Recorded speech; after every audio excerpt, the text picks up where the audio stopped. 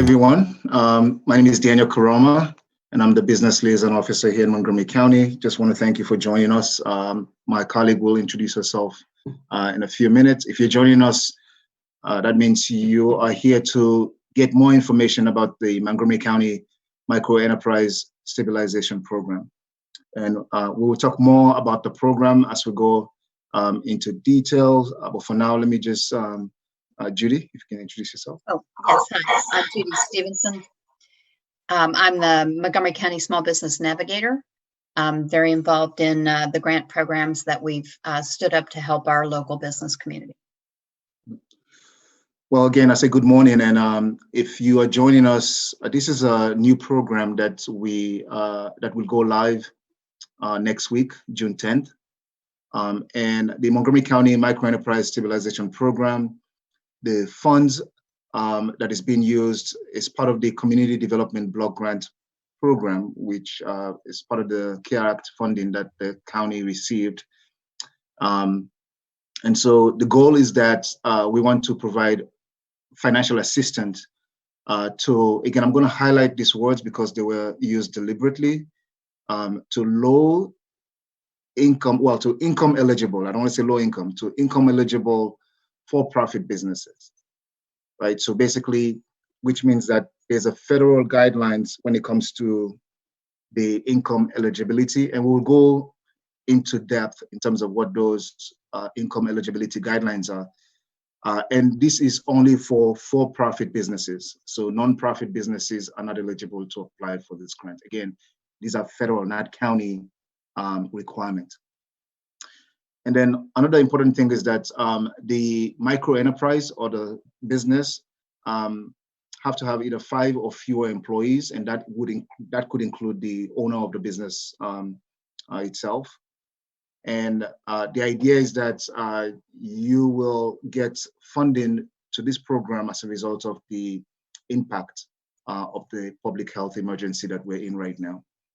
And that assistance could go up to $10,000. So which means that we're looking at the month of April, the losses in revenues that your business incur, and that those losses all the way up to $10,000 is what's eligible to be reimbursed back to you.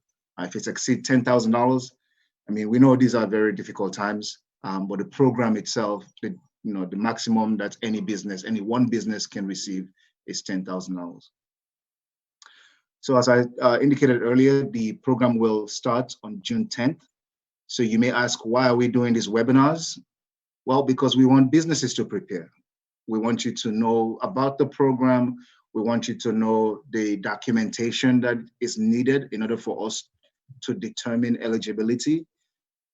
We want you to, again, share this information with other businesses that you think may also need help as well, and they meet the eligibility criteria that we will discuss further down.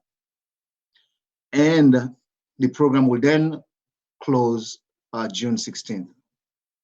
So it's important, from June 10th to June 16th is the only application window. And to be more specific, 5 p.m. June 16th. To be more specific, if you do not hit submit at 5 p.m. June 16th, the application is not going to count. So we're telling you this now on June 2nd, so that not only you prepare, so that when the application is open, you're able to apply immediately. Another thing that we just want to bring to you, that to your attention, is that, as I said, you need to provide documentation. And again, we will describe this documentation, but also the time frame specific to the loss in revenues is the month of March. That's what we're considering. April. Why I keep going to April, the month of April. Yeah, I know, right? That's right. So there was another program where it was the month of March. So this is the month of April. So all revenue losses for the business in the month of April is what we're considered here. The total amount is $1 million. And we know, everything we do right now is not going to be enough. We know that. And so that's why we want to be as fair as possible in not only the application process. Well, let's go back to the preparation process to make sure all businesses are aware about the program. And we're doing our best. We know not all businesses are going to be aware, but we want to make sure that businesses are aware. We want to make sure businesses are prepared. Then we want to make sure businesses apply. So when you apply, let me tell you just a little bit about what's going to happen in the back end. No matter if you're number one, right, the first application that was submitted, or let's say number 1,000, the 1,000th application that was submitted. It's not a first come, first serve. So when your application is submitted on the 7th, because this is the 16th, on the 17th is when a random number will be assigned to all of the application, and then about 150 or so will be selected from those random numbers. So between 130 to 150 applications would be, so which means that there's a fair process. And then once those are selected, then we then send out an email to those applicants to provide supporting documents. Right, so we'll go into depth. But for now, let me pause and then turn it over to my colleague who will talk about eligibility. And Judy, go ahead. Okay, so the first set of eligibility requirements are focused on the business itself. So this is for Montgomery County businesses. Oh, and let me also say, to Daniel's point earlier, we have been running a different program called the Public Health Emergency Grant Program that was also, it was a Montgomery County program. And if you or your business receives a public health emergency grant, you will not be eligible for this one as well. We're trying to make sure that we're helping as many businesses as possible. So anyway, we do want to make sure they're Montgomery County companies. So the first requirement is that either the company is physically located in Montgomery County, or that the owner resides in Montgomery County, and at least 51% of the business revenue is generated in the county. As Daniel said, it's for 5 or fewer employees. This is microenterprises. You have to be able to demonstrate that you've experienced a loss of revenue. We'll talk about that in a minute, how you demonstrate that. Businesses may not be delinquent in any city, state, or federal taxes. You can't be delinquent in child support payments as the owner. You can't owe other penalties, and you must be in good standing with the state of Maryland. So we will provide you with instructions for how to tell if you're in good standing. That's a requirement that does not apply to sole proprietors, but it does apply to other types of businesses that register with the state of Maryland. Businesses have to have been established by January 1st, 2020. And then they have to provide financial documentation, which we will list. And they must also have a DUNS number. So we provide you with a link there to Dun and Bradstreet, which is where you get a DUNS number. There's no cost to it, and it takes, I think you said, 2 or 3 days. Mm-hmm. So it's a pretty painless process, but that needs to be accomplished in order to apply.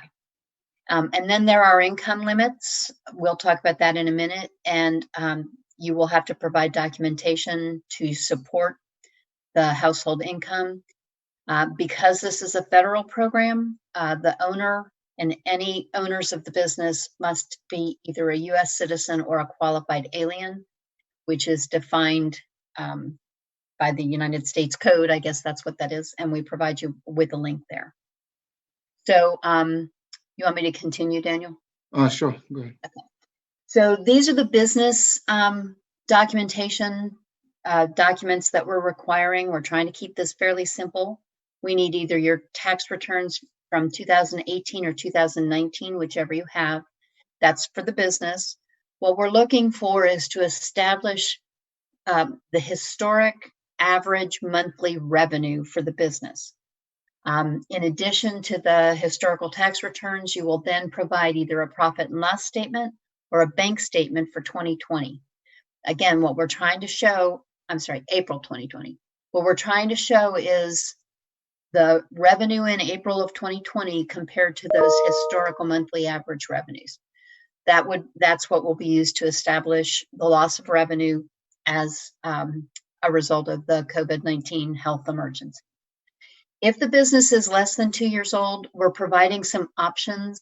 Any tax returns that have been filed, any interim profit and loss statements, If you have January, February, March profit and loss statements. So basically, we're trying again just to establish the historical monthly average revenue, and then we'll compare it to the April 2020 profit and loss or the April 2020 bank statements.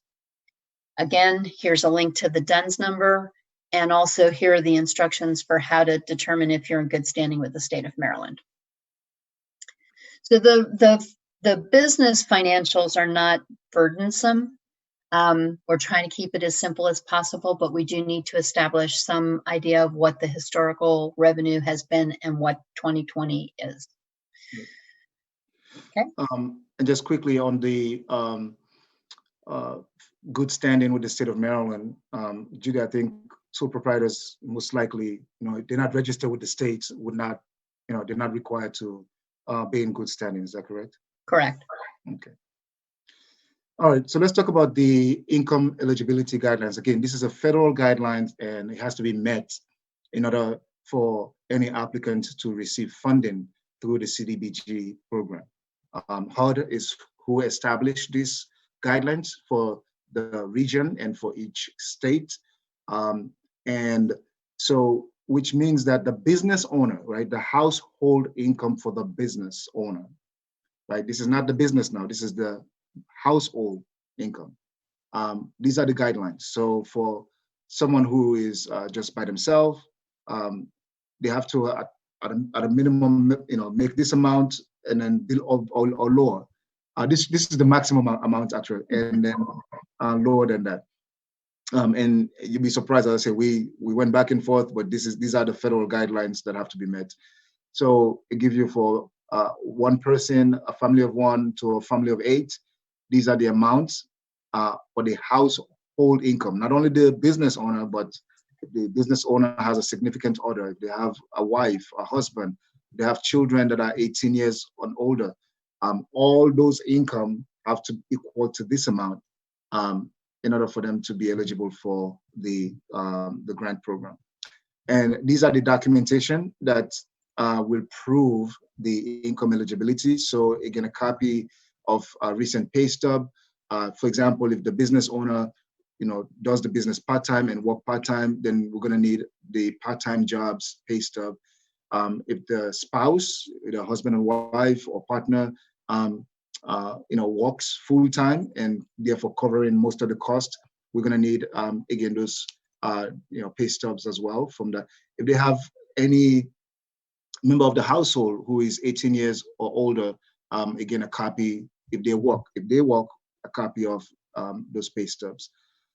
If pay stubs are not available, especially for folks who may be 18 or 19 years old, a letter from whoever they work for will suffice.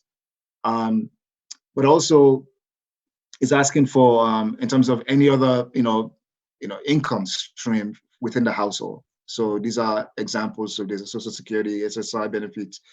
Those also you need to provide a documentation for it.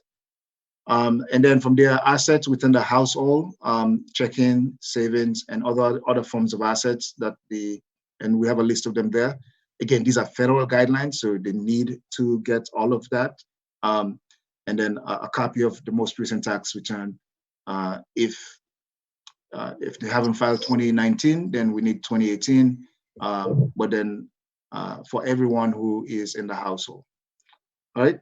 So again, we know this is a lot, but it's what the federal government is asking. So let me pause to say that's the reason why we're not asking for this information up front. So when you're applying, we don't want you to submit all this information, but we want you to prepare. So gather those information now, because if your application is randomly selected and we send you an email on June 17th, we will send you an email with a link, a secure link, which you will click on and it will take you to a drive. And that's where you will securely transfer all the documentation that we're asking for to provide to the federal government. So again, just want to make sure you are aware of that we're not asking you. So in case somebody calls you and say, oh, I'm from Montgomery County, I need all this information. No, that's not us. You will get an email from us, an email with a secure link, and that secure link will allow you to upload all of the secure documents. Yes, go ahead, Judy. And you'll have 3 days to do that, basically 72 hours. That is correct.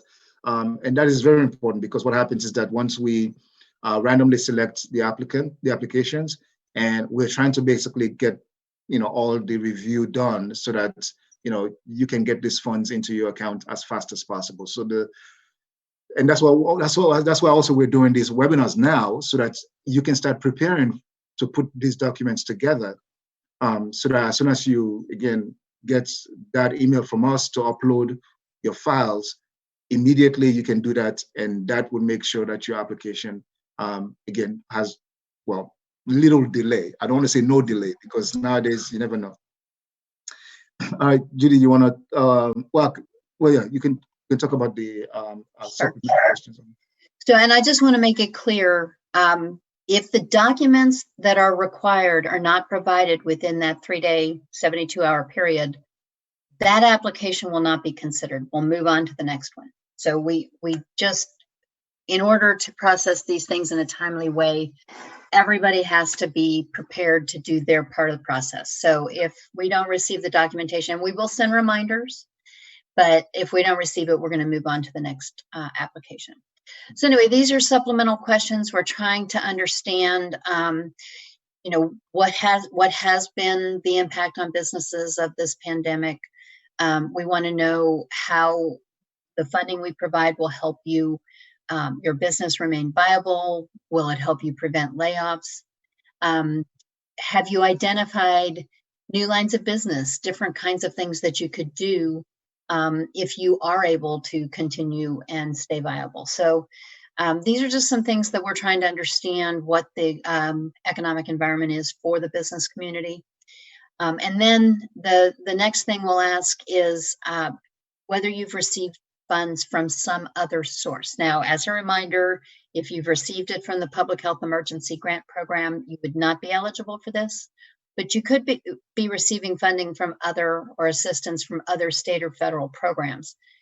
That does not disqualify you from receiving funds in this program. However, you shouldn't be using the funding for the same purposes. So, for instance, if you do receive unemployment insurance, you shouldn't use this fund to pay your salary as well, okay?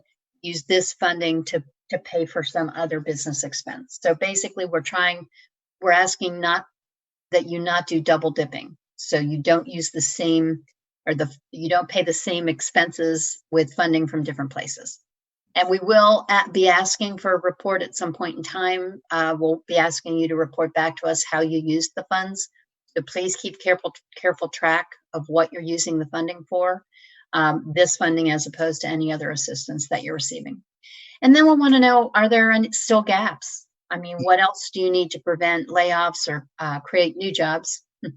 And how you plan to fill the gap in funding. So if there's still a gap between your expenses and any funding you've received from these various sources, what is your plan for meeting that need?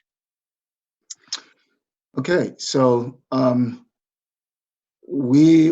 before we go into Q&A, so if you have questions already, just go into the chat box and then type those questions there. When we finish reading the questions on the chat box, we will then, if we have time, tell people to basically unmute their mics and then ask their questions. But before we go to that, I just want to make sure I highlight that this is a public site. So I just highlighted the link, the website itself. We want you to go to this site when we're done, as you're putting together those documents, because this site is public, you have access to it. But more importantly, this is where the application actually will be when it goes live on June 10th. So June 10th, this is the link that you're also going to come to apply. And we've started putting together some resources for you on this side of the page. So the first one I want to highlight is the sample application. In other words, we are providing all the questions on the application right there. If you download that, you can see all the questions that are there. Just as a heads up, we are not accepting any PDF format of the application. The application is going to be a live application where the link will be here. When you come, you click and you go from one page to another until you submit your application. The sample application just gives you a foreknowledge of those questions, so you don't have to wait till you go to the next page and then start to put things together.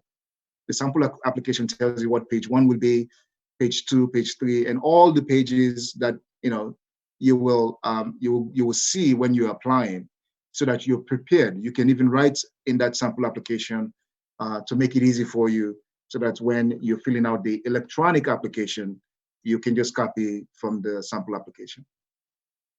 Another thing we want to highlight is the FAQs. So there are frequently asked questions that we've come up with based on our experience with people asking about the program or other programs, and we've put the FAQs right here. So if you have a question right away, you may probably want to check that before you send us an email. And I'm not sure if the email is there yet, but we'll go through it. It's there.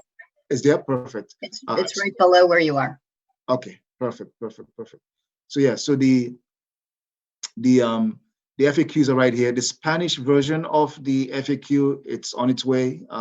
So we're hoping that will go live very soon, maybe today or tomorrow at the latest. So that will come out very soon. There you go. So email for questions. So if you've gone through all the FAQs and your questions are not answered, just send us an email. If you click on this, it will take you to bisinfo-COVID-19 at montgomerycountymd.gov. But just click on it; it'll open up, in your email client, and then you'll be able to send us an email. As you know, there are additional webinars that are coming up. I just want to make sure I highlight that. These webinars are in majority are in English, but we have Spanish-only webinar that's going to take place tomorrow, right here at 11 a.m. That, by the way, let me just give you a FYI, that time might change because based on the Hispanic chamber, they say that I think the evening may be good. So if any changes will take place here. So once I confirm from the Hispanic chamber, they're the ones that are leading the webinar.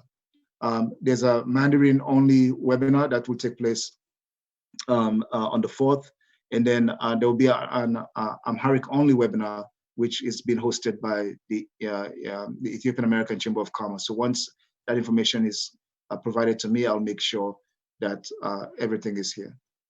All right, that being said, Judy, you want to say anything before we go to questions?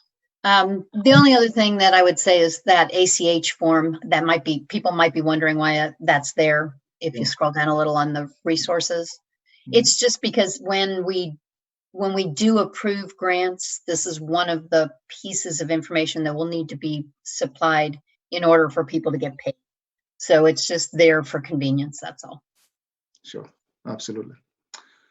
All right, so the first question is, I was awarded a contract in January, but the contract was canceled because of the lockdown. My question is, how would I prove it since my documentation would not reflect a loss per se? Would you upload the presentation link on the chat box? All right, so let's talk about the loss in revenues, and this is from Felicity. Felicity, can you just unmute yourself? Let's get a full understanding of what's happening. So you're talking about there's a loss in revenue based on a contract, right? So that would reflect definitely. Yeah. Good morning. Yes, what I'm saying is I was awarded a contract in January. So because of the lockdown, I lost the contract. Mm-hmm. And the thing is, you are saying that we have to prove a loss in revenue. We have to show it for the month of April. Mm-hmm. But with this situation, I cannot show any loss of revenue. But all I have is the contract that was canceled. So how will I show the loss in revenue? I mean, okay. I don't know, because it will not reflect on the on my documentation that I will be providing. All right. So we're going to talk about in terms of how we're calculating the loss in revenues, because that will give you an idea. As Judy stated earlier, we're asking for you've been in business for over a year, right? 6 years. 6 years. So which means you have taxes. So Yes.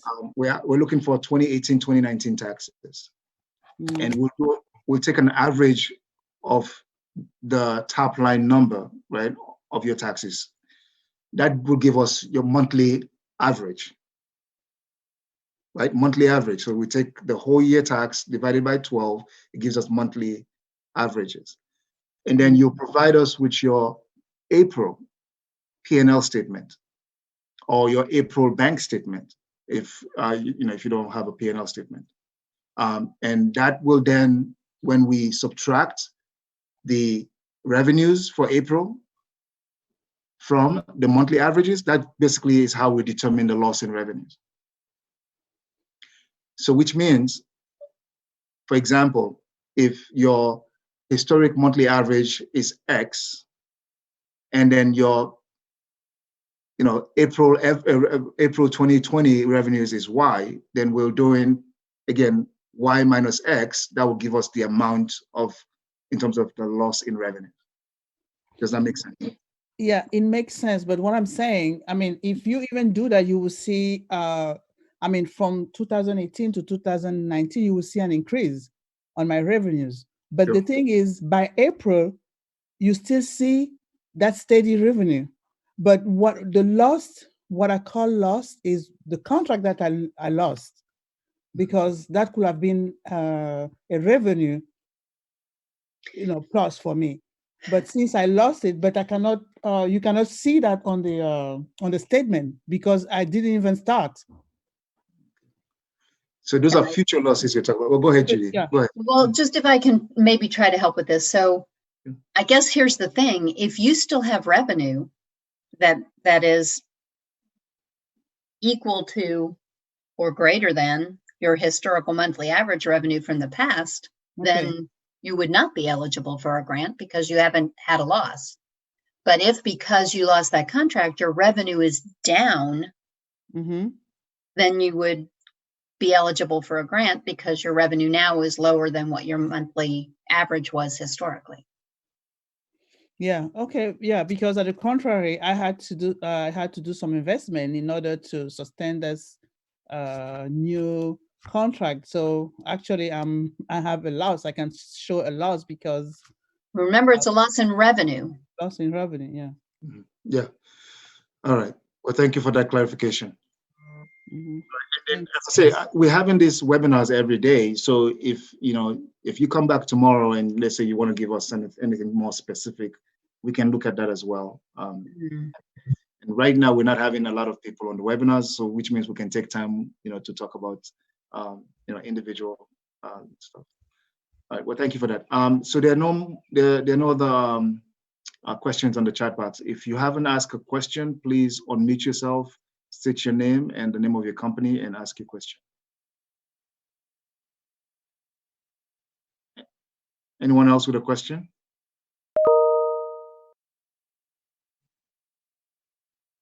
Well, remember, you can email questions too if you need to. That's right. So, and we know this is, again, we've discussed a lot. Oh, okay, I see the boxes blinking. All right. So these are some questions that came in from our last, previous webinar. If a business was declined for FEG, can they still apply for this program? Do you want to take that? Yes. No. Yeah, it's only if you have received a grant from the FEG program that you wouldn't be eligible for this. There you go. So if you've applied, you haven't received any funding, yes, please go ahead and apply. If you meet all the eligibility criteria. If you receive funding, then you wouldn't be eligible for this one. That's good. Correct. All right. Any other question? Just please unmute yourself.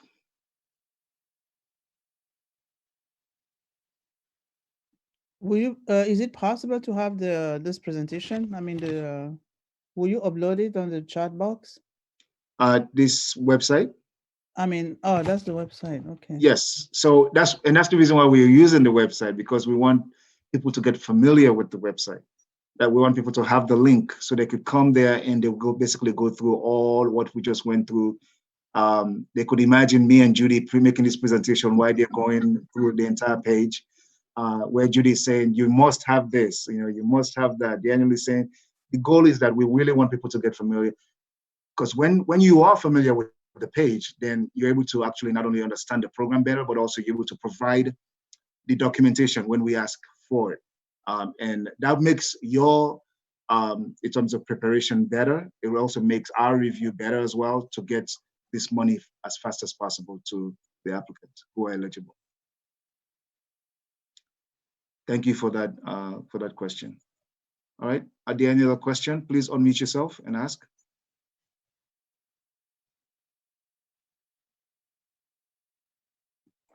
Are we using the same link every day? Yes, this is okay. This is the same link we're using every day. This is the same link. So remember, the webinars are going to go from, we're going till Saturday, and then we're not having any seminars on any webinars on Sunday, but we'll pick up back on Monday and all the way to Saturday.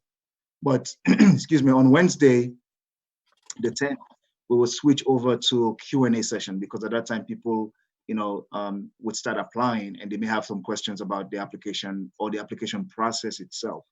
And so we'll switch over to Q&A. And if I might add, the link to the website is the same, but the link to the webinars will change. So you'll want to go to that list of webinars, yes, and click on the one for the day. That's correct. Yep. So right here, if you click here, it brings up all the webinars, and that will change for each day. And you need to register for each day in order for you to have access. Okay. All right. Any other question?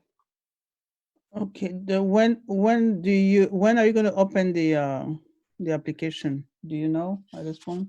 Yes, right here, June 10th. June 10th. And then it closes June 16th. Okay, good. June 10th. Mm-hmm. Thank you. No problem. Any other questions?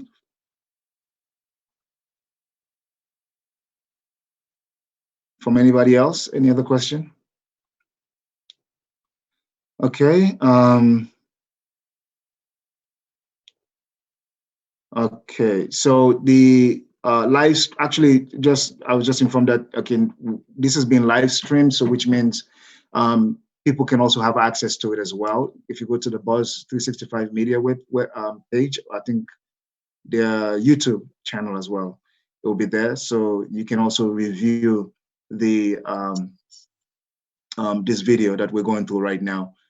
So again, not only you can have access to of course you have access to the page for you to come in and see everything again, but you can go to YouTube and then just type in, I think, Buzz 365 Media. You must have received an email from them, because if you register for this webinar, they send you a confirmation email. So just go to their YouTube channel, and you'll be able to review this presentation again. Any other question? Okay. All right. Well, I mean, we are planning to have, again, another webinar tomorrow, and we ask that if you know other businesses that needs to know about this information, please share the link with them for them to register. The goal is, as Judy said earlier, we want to help as many businesses as possible, and we want to make sure that the word is out. So please, let me see. All right, as something just came up to the chat box. Okay, good morning. I have a question on state grants. We'll have time to talk as soon as you finish this one. All right, Lenny. Again, we don't have much information about the state grant, because, as you know, I mean, the state and federal grants are, there's not much information that we have on that, and not because we don't want to, is that it's just not available to not only the public, but even to us. But I will give you a call for us to talk about your question, and then I'll try to see if I can find an answer to your question. All right. That being said, Judy, you want to say anything else before we wrap up? Nope. Just like I said, you can send an email if you have questions after this, after reviewing the webpage. Please feel free to be in touch. And lastly, before we go, I just also want you to know that we're providing, we just finished up a flyer, which is in the top 6 languages that are spoken here in Montgomery County. So we'll provide that on this website so that you can share that as well. So we'll have flyers in Spanish, in Mandarin, in Amharic, in Korean, in Vietnamese, and French. But also, I'm putting together a list of business resource partners who are willing to help businesses to apply for the program, and those business resource partners will be also on the resource side right here. This is the resource side of the page, and you can call them if you need help in not only in English but other languages as well. And some of them will be, they provide, phone numbers for you to call, and some will provide email. And then if you send them an email with your phone number, then they will call you. We're doing this because we want to make sure that people understand, businesses understand exactly what the program is about, but also for them to apply. However, again, we know that, there's so much happening right now. I mean, some people may need to look at this video again, or you may need somebody else, because if you try to reach one of us, you may not be able to get a hold of us. We're giving you multiple streams, in terms of, ways that you can be supported in this application process. All right, thank you everyone for joining us. And if you're more than welcome to join us again tomorrow. Invite someone who you feel will benefit from this presentation, and get them prepared to apply for the program. With that being said, we will go ahead and end the webinar right now. Thank you.